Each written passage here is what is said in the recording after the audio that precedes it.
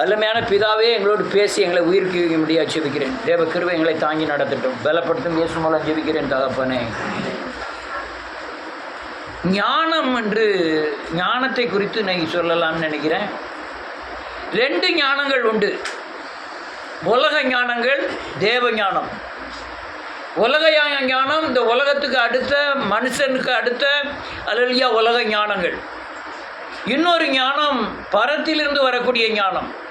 தேவனையும் தேவ வசனங்களையும் பற்றி அறிந்து அவரை பின்பற்றி அவர் தருகிற ஆலோசனையே சரியான ஞானம்.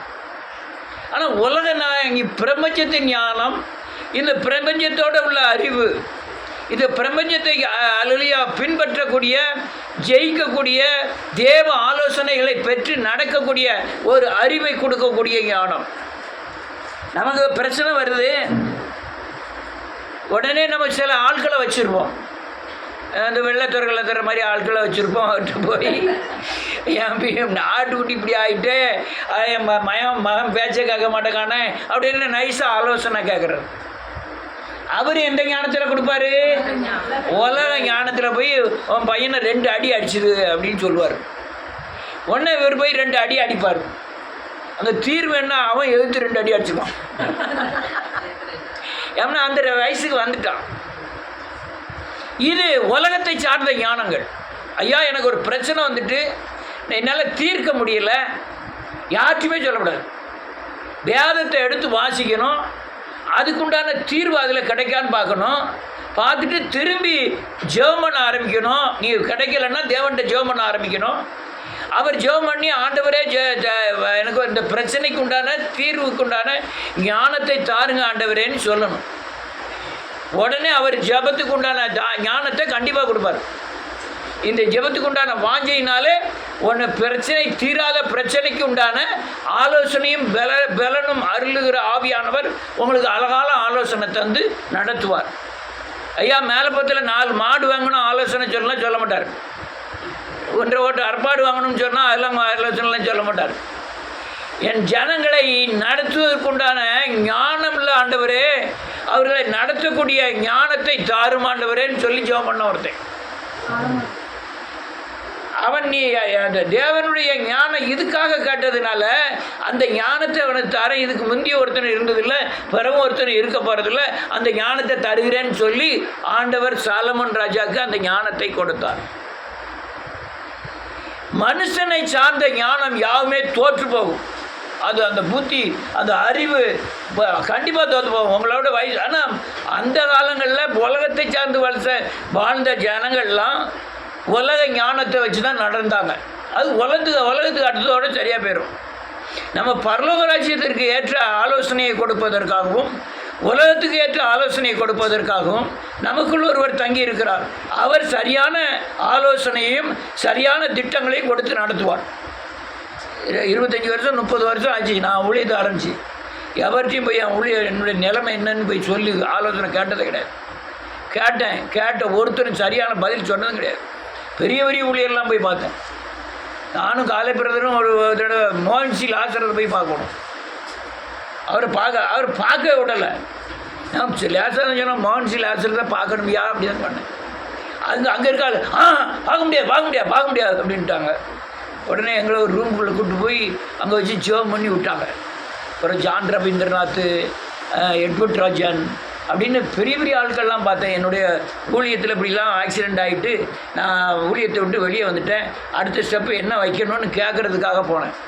அவர் ஜான் ரவீந்திரநாத் சொன்னது இப்போவுமே எனக்கு ஞாபகத்தில் இருக்குது.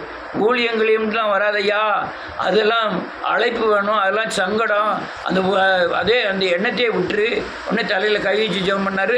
தென்காசிக்கு போய் ரூபாய் வச்சுருக்கேன்னாரு. அதெல்லாம் வச்சுருக்கேன், உங்களுக்கு ₹50 எனக்கு வேண்டாம் அப்படின்னு சொல்லிட்டு வந்துட்டேன். ஆலோசனை கேட்குறது நான் ஊழியத்துக்கு போகிறேன்னு சொல்லிட்டு வரேன். அவர் எனக்கு அழகான ஆலோசனை சொல்லியிருக்கணும். பசி இருக்கும், பட்டினி இருக்கும், ஆனாலும் கர்த்தரை நம்பு அப்படின்னு சொல்லியிருக்கணும். ஊழியத்துலாம் வராது அப்படின்ட்டார். பழுத்த பழம். அவர் வயசு அவருக்கு யாரும் பார்த்துருக்கீங்களா? தாடி வளர்த்துருப்பார். ரொம்ப முதுகில் ஒரு வெள்ளை கிடக்கும். கூட்டம் நடந்தது. அவர் இப்போ அவ்வளோலாம் இறந்து போயிட்டார். அது அப்படி சொன்னாங்க. நான் யார்கிட்ட பேர்க்கணும்? நான் தேவ சமூகத்தில் போயிருக்கணும். நான் மனுஷனை நம்புவதை பார்க்கணும் பற்றுதான் இருப்போம். மனுஷனை நம்புவது என்னத்தை உண்டாக்குமா? கண்ணியை வருவிக்கும். எனக்கு அந்த நேரத்தில் அவரை போய் பார்த்தேன், நிறைய பேர் போய் பார்த்தேன். யார்? மாரநாதா தலைமை பாஸ்டர் ஜோசப் நாங்குநேரி பஸ் ஸ்டாண்டுக்கு அடுத்த மேல்புறம் இருக்குது சர்ச்சு. அங்கெல்லாம் ஒன்றும் முடியாதுயா, நீர் ஊழியத்துக்கெல்லாம் வராத அப்படின்ட்டார். இப்படிலாம் நிறைய ஆக்சிடெண்ட்டுக்குள்ளே நான் அம்பிட்டேன். நான் அப்போ தான் நினச்சேன், ஐயோ நம்ம மனுஷனை சார்ந்து போயிட்டேனே. தேவனை சார்ந்திருந்தோம்னாலும் உடனே கிடைக்கிறதுனாலும் ஆலோசனை எப்படியும் கிடைச்சே தீருமே, நம்ம இப்படி போயிட்டேன்னு நினச்சேன். அல்லேலூயா. ஒரு வசனத்தை வாசிப்போம். நீதிமொழிகளின் புத்தகம் 2வது அதிகாரம்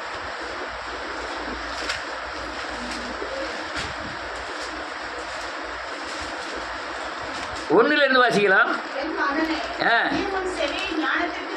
சாய்த்து பொருட்டு இப்போ என்ன எழுதியிருக்கு பாருங்க. உங்களுக்கு ஞானமும் புத்தியும் வரும்னா என் வார்த்தைகளை ஏற்றுக்கொள், கட்டளைகளை உன்னிடத்தில் பத்திரப்படுத்தி வை. என் ஆலோசனை விளங்கும், என்னுடைய ஞானம் அவளுக்கு வெளிப்படும். இல்லைன்னா பால்சாலமெல்லாம் பெரிய முதல்ல அவரை எதிர்த்து யுத்தம் பண்ணணும்னா சாதாரணலாம் முடியாது. ஆனால் தேவ ஞானம் தந்ததுனால நான் யாரையும் போக வேண்டான்னு சொல்லவே இல்லையே, போக வேண்டான்னு சொல்லலையே. வந்து நீங்கள் போகக்கூடாதுன்னு சொன்னா ஒன்றுமே சொல்லலை. அன்றைக்கி வந்தது தான். அதுக்கப்புறம் ஒருத்தருமே போக வேண்டாம்லாம் சொல்லவே இல்லை. ஆனால் அவர் சொன்ன 2 ஆள் அவுட்டு. யார்? 2 பேர். 2 பேர் பேரையுமே சொன்னார் அவர். சாம்சன், பர்னபாஸ் 2 பேரையும் அவர் சொன்னார். 2 பேரும் அவுட்டு. நான் அவரை சபையில் வச்சு சொன்னேன், எங்கே அங்கே வாங்க. அவர் எல்லார் பேரையும் சொல்லல. பிசாசு வந்து 2 பேர் தான் சொல்லியிருக்கு. அந்த 2 பேர் காயப்படுவீர்கள், எச்சரிக்கையாக இருங்கன்னு சொன்னேன். யாருக்கெல்லாம் ஞாபகம் இருக்குன்னு தெரியல. கடுமையான அடி. அல்லேலூயா. அடுத்தால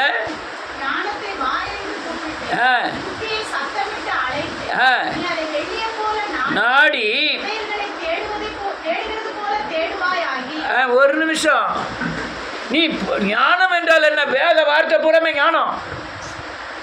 தேவனை அறிகிற அறிவே அறிவு. பொல்லாப்புக்கு விலகுவதே புத்தி. நீ இந்த உலகத்தின் பொல்லாப்புக்கு விலகி கர்த்தரை அறிகிற அறிவில் மேன்மையை வந்தனா ஞானத்தை தேவன் தருவான். எவன்டையும் போய் ஆலோசனை கேட்காங்க, அவ்வளவும் அவன் சுய ஞானமாக இருக்கும். அவன் ஒரு ஆள்கிட்ட போய் ஆலோசனை கேட்டால் என்ன சொல்லுவான்? நான் இனியாட்ட போய் ஆலோசனை கேட்கேன். அவள் என்ன ஆலோசனை? ரம்யாவா? இனியா அவள் இல்லையா? சரி, ரம்யா இனியா எனக்கு மறந்து போகுது. அவள் என்ன சொல்லுவா? 10 லிட்டர் பாலில் 2 லிட்டர் தண்ணி கலக்கலாம். வேறு என்ன ஞானம் சொல்ல முடியும்? விடிய காலம் பால் காய்ச்சது இப்படி காய்ச்சணும், உரம் மாதிரி இப்படி ஊற்றணும். விடிய காலம் இந்த கயிறுட்டு இப்படி இழுக்கணும். கயிறு இருக்கா? ஓ, அப்பா இழுத்துக்கிட்டு இருந்தார். ஒரு தூண் பக்கத்தில் பெரிய பானை ஒன்று இருக்கும், யாவும் இருக்கா? அந்த பானைக்குள்ளே தயிரை ஊற்றி இந்த கயிறுனால இப்படியே எழுத்துக்கிட்டே இருப்பார். அப்படி இழுக்கணும். இழுத்தோடனே நிறைய நாங்கள் பார்த்தது தான் சொல்கிறேன். வேலை தூக்கி அந்த வெண்ணெயெல்லாம் அந்த இதில் ஒட்டி இருக்கும். அவ்வளோத்தையும் எடுத்து ஒரு இதில் வலிச்சு வச்சுக்கிட்டு அடுத்தால சுற்றிக்கிட்டே இருக்கணும். அது பிறகு அதை கொண்டு போய் விற்கணும். இவ்வளோ பால் வாங்கினா இவ்வளோ விற்றா இவ்வளோ ரூபா. அதை தான் அவன் ஞானம் எதில் இருக்கு? அவன் கடந்து வந்த பாதையில் இருக்கு. ஏன் ஞானம் எதில் இருக்கு? நான் கடந்து வந்த பாதையில் இருக்கு. நீ அவர் ஞானம் என்ன விட்டுருக்கு? 1 கிலோ பருத்தி பாலில் 1 கிலோ சர்க்கரை சேர்க்கணும், சுக்கு போடணும், ஏலக்காய் போடணும், அதை இவ்வளோ ரூபாய்க்கு விற்கணும். அதாவது 100 ரூபாய்க்கு முதல் போட்டுட்டு 1000 ரூபாய் விற்கலாம், 100 ரூபா 900 ரூபா கிடைக்கும் அப்படின்னு சொல்லுவார். ஆனால் தேவ ஞானத்துக்காக நீ என்ன செய்யணும்? காத்திருக்கணும். தேவ சமூகத்தில் போய் காத்திருக்கணும். ஐயா, என் பிள்ளையோட நிலைமை என்ன? என் பிள்ளையோட படிப்பின் நிலைமை என்ன? திருமண காரியத்தின் நிலைமை என்ன? பிள்ளை பேரின் காரியத்துக்கு நிலைமை என்ன? எங்கே காத்திருக்கணும்? தேவ சமூகத்தில் காத்திருக்கணும். காத்திருந்தா உங்களுக்கு ஏற்ற நேரத்தில் ஏற்ற காரியமாய் ஞானத்தை கொடுப்பார். மனுஷனை நம்பி நம்பி அநேகர் சாகிறார்கள். அடுத்த வசனம் என்ன சொல்ல? 6வது வசனம்.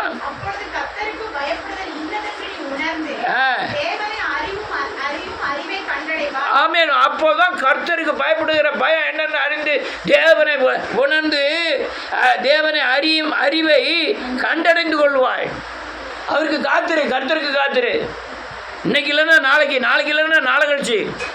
தேவ ஞானம் அது மகப்பெரியது. அல்லேலூயா. ஆண்டவர் அழகா சாலமோன்ட்ட சொல்லுவார், எப்பா எனக்கு ஆடு வேணும், மாடு வேணும், பொன் வேணும், பொருள் வேணும்னு கேட்காம இந்த ஜனங்களெல்லாம் நடத்துக்கு அறிவு வேணும்னு கேட்டியே, ஞானம் வேணும்னு கேட்டியே. அது இந்த ஜனங்களுக்கு நடத்தக்கூடிய ஞானத்தை மட்டுமல்ல, இதை விட ஞானத்தை தருகிறேன்ட்டு, இல்லை உலக பொருள் ஆசீர்வாதத்தை தர்றேன்ட்டாரு. அப்படியே அந்த எருசலேம் தேவாலயத்தை தங்கத்தினால அப்படியே பொதிஞ்சிட்டான். ஒரு போட்டு தங்கம் வாங்க முடியல.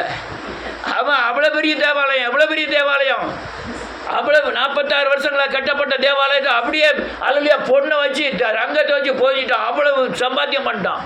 தாவீதும் சம்பாத்தியம் பண்ணி கொடுத்தான் டன் கணக்கில். அல்லேலூயா.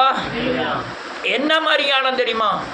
ஒரு நேரம் இது ராஜேஸ்வரி புத்திய ஞானத்தை பார்க்கணுன்ட்டு வாரான். கொண்டு போய் காமிக்காம்பா, இதான் என் குடன், தங்க குடன், இதை பாரு வெங்கல குடன், இதை பாரு இவனுடைய படுக்கை அறை, இதை பாரு மியூசிக்குகள், இதெல்லாம் பார்த்து அசந்துட்டாவா. அல்லேலூயா. அதோட பெரிய கொடுமை என்ன தெரியுமா? 2 தாய் ஒரே பிள்ளை, 2 பேரும் உரிமை கொண்டாடுறாங்க. வரும்போதே பார்க்க நம்ம யார் மாதிரி, அவனுக்கு வயசு எத்தனை? 13. அவருக்கு 16 தான் வயசாகுது சாலமோனுக்கு. இவனை பார்த்த உடனே சின்ன பையனாக இருக்கான், இவன் எங்கே இப்போ நமக்கு சரியான தீர்ப்பு வழங்க போகிறான்னு பேசிட்டு வராங்க.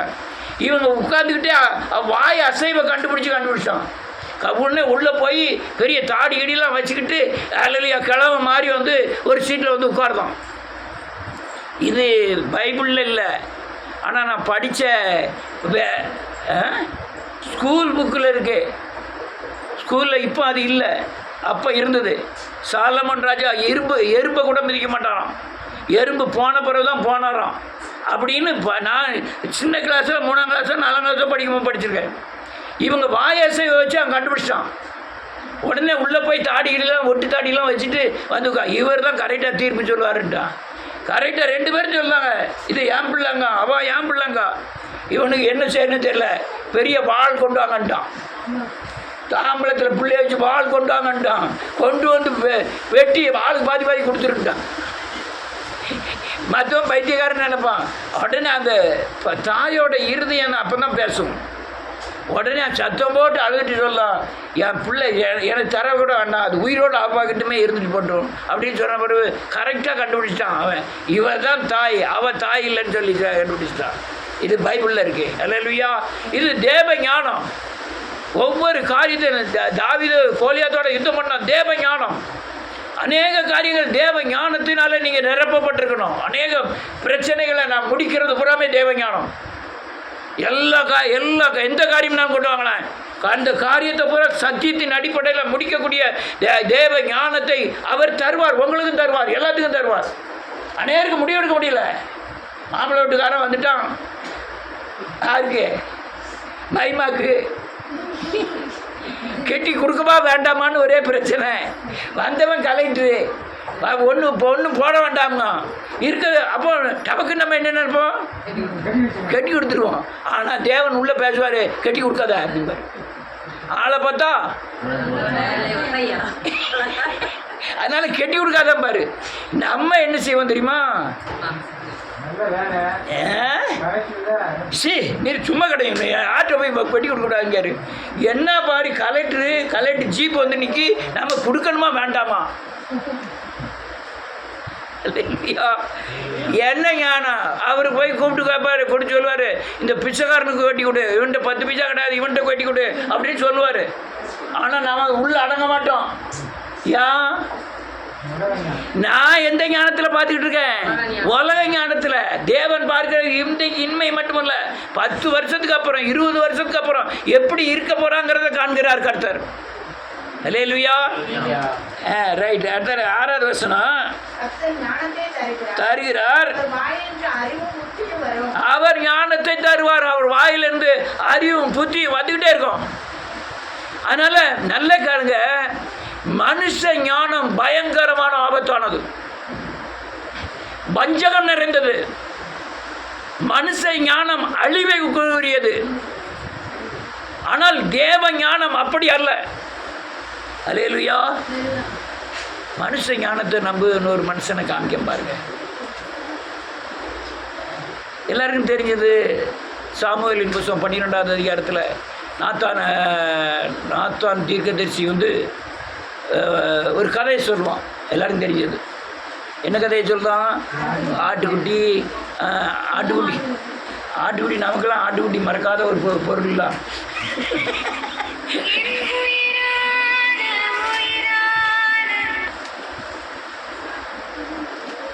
ஆட்டுக்குட்டி, அல்லேலூயா. ஆட்டுக்குட்டியை பற்றி ஒரு கதையை சொல்லி அது அவன் நாத்தான் சொல்லுவான், நீ தான் அந்த துரோகி, அதனால் அந்த அப்படின்னு சொல்லி முடியும். அந்த அதிகாரத்துக்கு அடுத்த அதிகாரத்தில் இதே மாதிரி ஒரு கதை வரும். எத்தனாவது அதிகாரம்? சாமுவேல் 14வது அதிகாரம் எடுப்போம். 2 சாமுவேல் 14வது அதிகாரம். நானே சொல்லி முடிச்சாதான் சீக்கிரம் முடிக்க முடியும். வாசிக்கலாம். 14:1. ராஜாவின் இருதயம் அப்சலோம் மேல் இன்னும் தாங்களா இருக்கிறதை சரியான குமாரன் யோவாப் கண்டு அவன் தெக்கோவில் இருக்கிற புத்தியுள்ள ஒரு சிலை அழைத்து இளவு கொண்டாடுறது போல உடுத்திக்கொண்டு எண்ணெய் பூசிக்கொள்ளாமல் இறந்து போனவனுக்கு நெடுநாள் துக்கிக்கிற சிலையை போல் காண்பித்து ராஜாவிற்கு போய் அவரை நோக்கி இன்ன பிரகாரமாய் சொல் என்று சொல்ல வேண்டிய வார்த்தையை யோவாப் அவர் வாயிலே போட்டான். இருக்கட்டும், நான் ஒரு நிமிஷம் கதையை சொல்லிக்கிட்டேன். நீங்கள் 13வது அதிகாரம் வரும்பொழுது இந்த அப்சலோம் என்ன அந்த இல்லை அம்னோன் என்ன செய்வான்? இவன் அப்சலோம் தங்கச்சியை கெடுத்துருவான். கெடுத்த பிறகு இவன் கரிசனை வச்சு அதே அதிகாரத்தில் எல்லாம் முடிஞ்சுவான். 13வது அதிகாரத்தில் அவன் ஆள் வச்சு அவனை கூட்டி கொண்டு போய் சாரியத்தை ரொம்ப கொடுத்து யாரை கொண்டுதான்? அம்னோனை கொண்டு போடுதான். கொண்டு போட்டவனால அம்னோன் மேலே பயங்கர தாகமாக இருக்கான் தாவீது. அதனால் இந்த அப்சலோம் என்ன செய்தான்? வெறுத்துருதான், வர வேண்டாம்ன்றுதான். இப்போ அப்சலோம் ஒரு பக்கம் இருக்கான். இப்போ அப்சலோமை கொல்லணும்னு யோவாப் ரெடியாக இருக்கான். அதனால் ஒரு ஐடியா சொல்கிறான். என்ன ஐடியா சொல்கிறான்? ஒரு பொம்பளையை கூப்பிட்டு வந்து தலையெல்லாம் பிரித்து போடு, நீ அல்லையா செத்து வீட்டுக்காரி மாதிரி கொண்டு போய் காமி. ஒன்று என்ன காமின்னா, நீங்கள் என்ன பாருங்கள், எங்கள் வீட்டில் 2 பையங்க, இவன் இங்கே எப்படி இருக்கான்? அப்சலோம் மேலே நினைவாக இருக்கான். யார்? தாவீது. இங்கே அம்னோன் மேலே ஞாபகமாக இருந்து துக்கவஸ்திரம் தரித்து சமாதானமாக இல்லாமல் படுத்து கிடக்கான். இதை சரி பண்ணணும்னு அவன் ஐடியா கொடுக்கான். என்ன கொடுக்க? அந்த பொம்பளையை கொண்டு வந்து எங்கள் வீட்டில் 2 பையங்க இருந்தாங்க. 2 பையனுக்கு ஒருத்தர் சண்டை வந்து ஒருத்தன் என்ன செஞ்சிட்டான்? கொண்டு போட்டுட்டான். எந்த கதை? தாவீது வீட்டில் நடக்கிற கதை தான். இவன் வீட்டில் நடந்தது மாதிரி சொல்லுதா. இப்படி சொல்லி யோவாப் அனுப்புதான். போய் அவன் முன்னால் போய் நின்றுட்டு சொல்லுதா, ஒருத்தன் கொண்டுட்டான். இப்போ ஊருக்காரங்க என்ன செய்தாங்க? கொல்லவனை கொல்லணுமுங்காங்க. ஆனால் கொல்லணும்னு சொன்னோன்னே 2 பிள்ளைகள் நான் இழந்துருவேனே. ஒரு பிள்ளைய ஒருத்தன் கொண்டுட்டான், நான் அந்த பிள்ளைய பையனை மன்னிச்சிட்டேன்.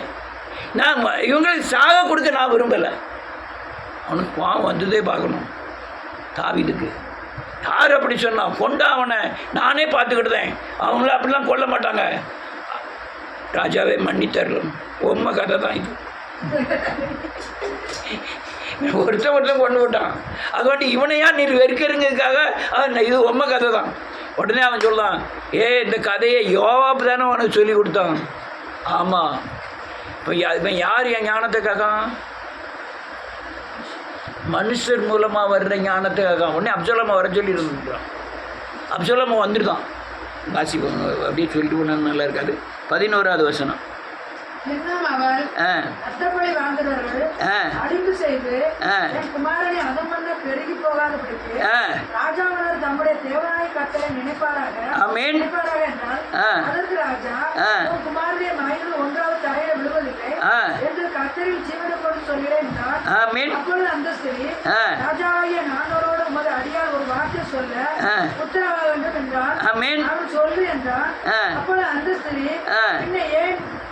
பின்ன ஏன் தேவனுடைய ஜனத்துக்கு விரோதமாக இப்படிப்பட்ட நினைவை நீர் கொண்டிருக்கிறீர்.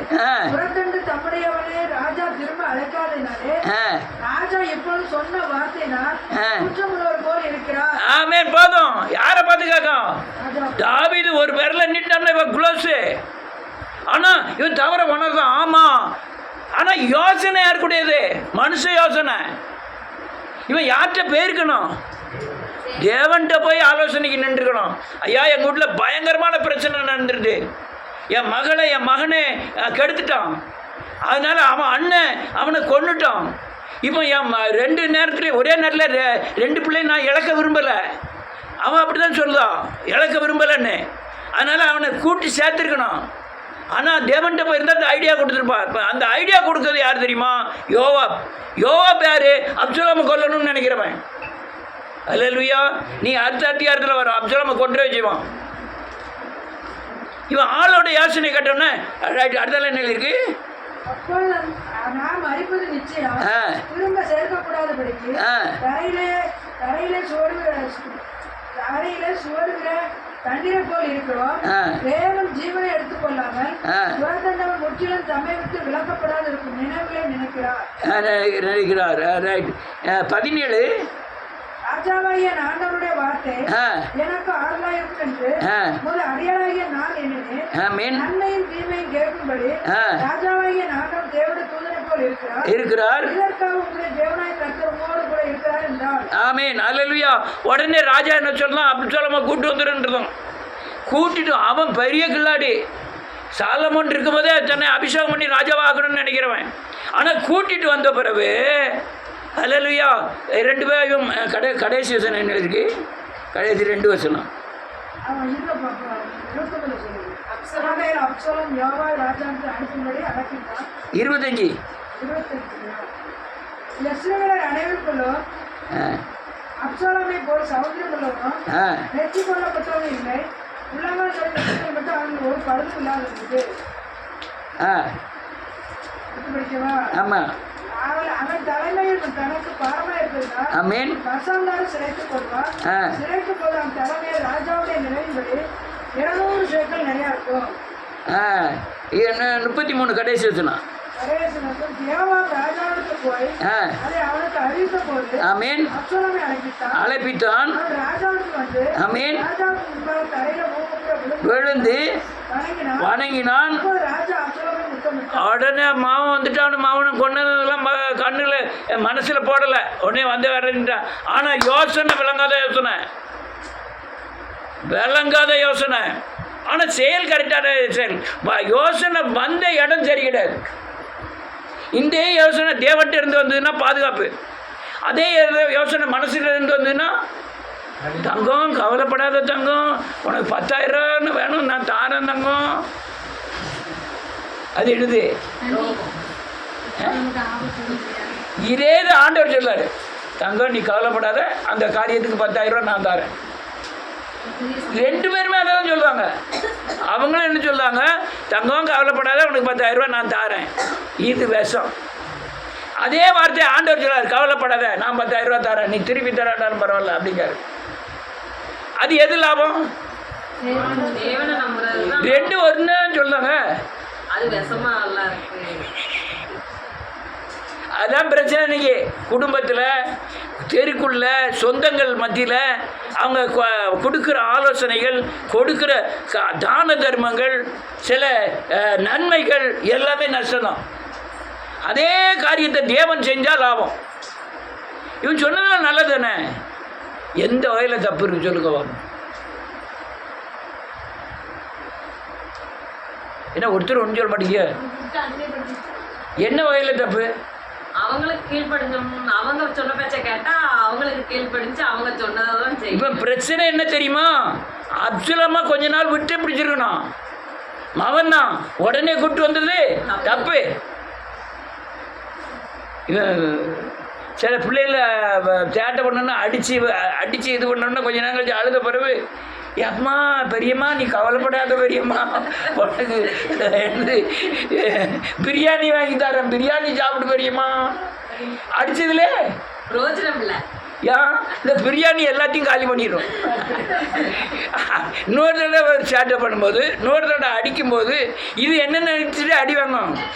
அடி முடிச்ச ஆனால் வேலை கரெக்டாக வேலை என்ன செஞ்சுக்கிட்டு இருக்கோம், நடந்துக்கிட்டு இருக்கோம், தப்பாக நடந்துக்கிட்டே இருக்கோம். இதான் மனுஷன் மூலமாய் வருகிற ஆலோசனைகள். அல்லேலூயா. அடுத்தல வந்து பாருங்க 15வது அதிகாரம் அது மனுஷ ஆலோசனைகளால் வந்த வேதனைகள். 15வது முதல் வசனம்.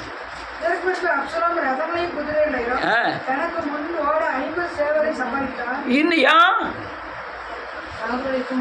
தாவீது தானே வச்சிருக்கணும். யாரு? தாவீது சேனைகள் சேவகர்லாம் இருக்கணும். இப்ப யாருக்கு விரோதமா எழுப்புதான்? அப்பாவுக்கு. அடுத்த வசனம் கழியல. அடுத்த வசனமே இப்படி சொல்லுது. முத்த அழுதான். அவன் அங்கே போனான், இவங்க போனான். போனவன் என்னச்சுன்னா முதல்ல அப்பாவுக்கு வேண வைக்கான். இவனுக்கு இருந்து தனி போர் சேவகர்களையும் தனி வீரர்களையும் எதுக்கு? அப்சலோம் வந்தால் யாரை துரத்துறதுக்கு?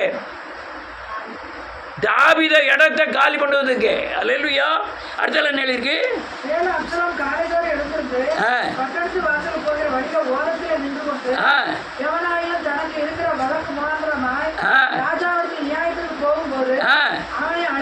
அழைத்து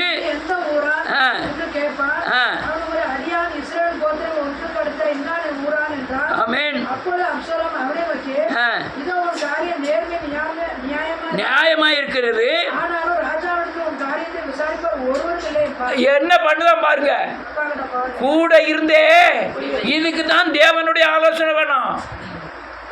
ஒவ்வொரு காரியத்துக்கும் தேவ ஆலோசனைக்கு நீங்க நிக்கணும்.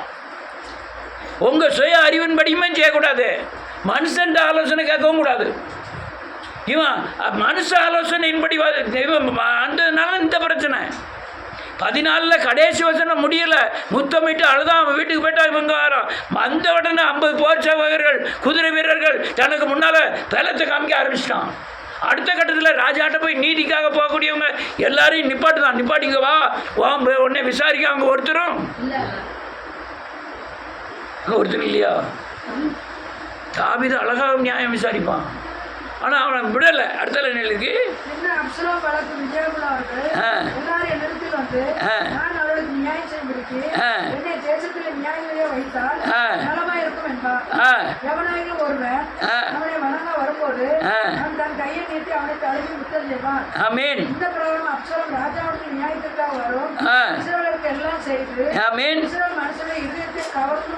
கவர்ந்து வந்தான். ஆமீன்.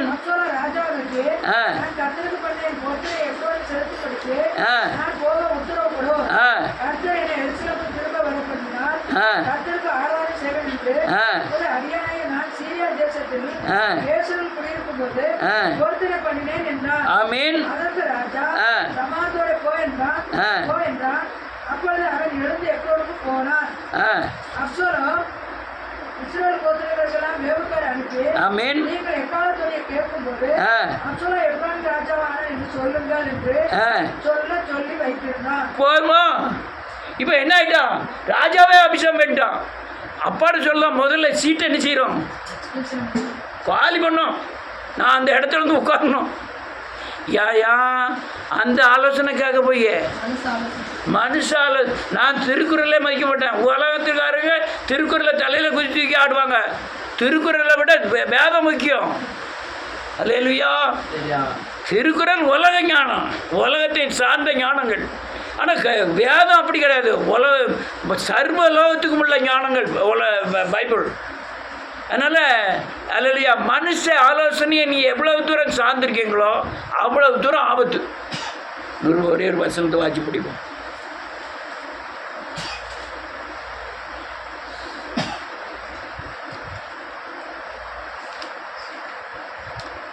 ஏசப்பா சொல்ற எசேக்கியேலின் புத்தகம் 37வது அதிகாரம் சொல்லி முடிச்சிருவேன்.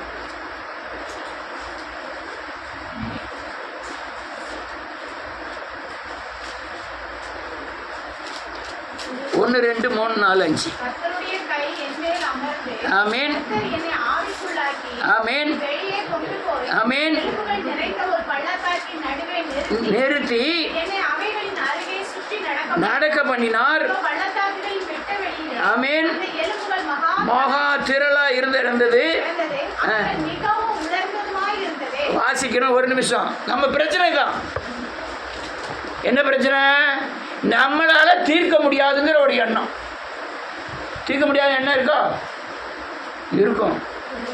1000 பிரச்சனைகள் வரும், நம்மளால் தீர்க்க முடியவே முடியாது. அப்படி எண்ணங்கள்லாம் நிறைய வரும். ஆண்டவர் சொல்வார், கொண்டு போய் நின்றுக்கிட்டு நீ இதை உயிரடைய செய்யும்பார். நம்ம என்ன சொல்லுவோம்? ஐயா இதெல்லாம் முடியாது, உயிரடைய அடையாது. அடுத்தால என்ன இருக்கு? அவர் என்னை நோக்கி, மனுபுத்திரனே, இந்த எலும்புகள் உயிரடையுமா என்று கேட்டார். அதற்கு நான், கர்த்தராகிய ஆண்டவரே, ஆமென். தேவரீர் அதை அறிவீர் என்றேன். ஆமென். அப்பொழுது அவர், நீ இந்த எலும்புகளை குறித்து தீர்க்க தரிசனம் உரைத்து, ஆமென். அவைகளை பார்த்து சொல்ல வேண்டியது என்னவென்றால், உலர்ந்த எலும்புகளே, கர்த்தருடைய வார்த்தையை கேளுங்கள். கர்த்தராகிய ஆண்டவர் இந்த எலும்புகளை நோக்கி, இதோ நான் உங்களுக்குள் ஆவியை பிரவேசிக்க பண்ணுவேன். ஆமென். அப்பொழுது உயிரடைவீர்கள். போதும், இன்னும் ரொம்ப வாசிக்கலாம். ரொம்ப வசனங்கள் இருக்கு. நல்ல கேளுங்க. இந்த செத்த எலும்புகளை போல இருக்கிறத உயிரடையக்கூடிய ஆலோசனைகள் நமக்கு தேவை.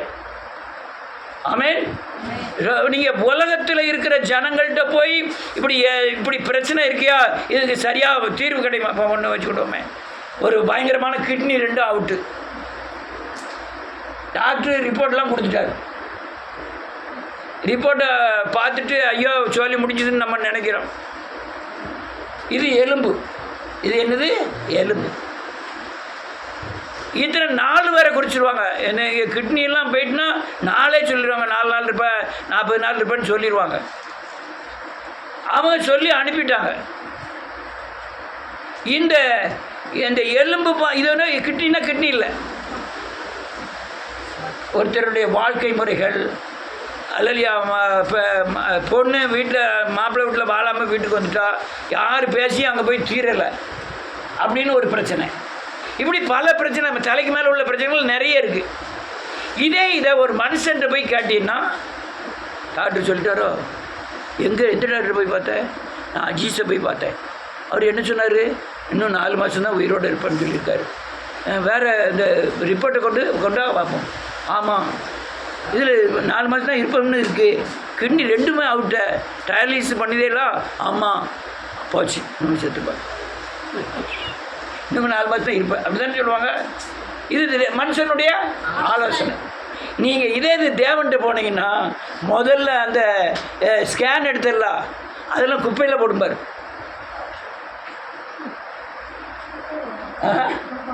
அப்படிதான் சொல்லுவார். முதல்ல அதெல்லாம் அது மனுஷன் ஞானம் தூக்கி குப்பையில் போடு, அதெல்லாம் அடுப்பு உள்ள தூக்கி போடு. நான் சொல்லுத என்னை ஜெபம் பண்ணுவது ஆவியானவர் மேலே இறங்குவார், எல்லாமே சரியாயிரும். ஆனால் நீங்கள் அதை விசுவாசிக்க பலன் இருந்தால் தான் அந்த கிட்னி வியாதியிலேருந்து நீங்கள் என்ன செய்ய முடியும்? வெளியவே வர முடியும், இல்லைன்னா வர முடியாது. அல்லேலூயா. இதே மாதிரி அநேக காரியங்கள், அநேக நம்மளால் தீர்க்க முடியாத காரியங்கள் தேவன்கிட்ட தான் போகணுமே தவிர மனுஷன்கிட்ட போகக்கூடாது. நான் அதோட ஆஸ்பத்திரிக்கு போகக்கூடாதுன்னு சொல்லலை, மருந்து சாப்பிடக்கூடாதுன்னு சொல்லலை. அதையும் மருந்து சாப்பிட்றதையும் கூட நீங்கள் விடுதலை அடையும்னா தேவன் சொன்னார்னா நிப்பாட்டிடலாம். 10 வருஷமாக நீங்கள் சுகருக்கு மாத்திரை சாப்பிட்றீங்க, ஆண்டவர் கூப்பிட்டு சொல்லாரு, அடுத்த மாதத்துலேருந்து நீ மாத்திரையை சாப்பிடாதீங்க, இருக்கிற மாதம் மாத்திரம் சாப்பிட்டுக்க அப்படின்னு சொல்லாருன்னு வச்சுக்கிடுவோம். கரெக்டாக அடுத்த மாதம் பார்த்து போய் செக் பண்ணிங்கன்னா ஒன்றும் இருக்காது. யார் சொல்லணும்? தேவன் சொல்லணும். மனுஷன்கிட்ட போனால்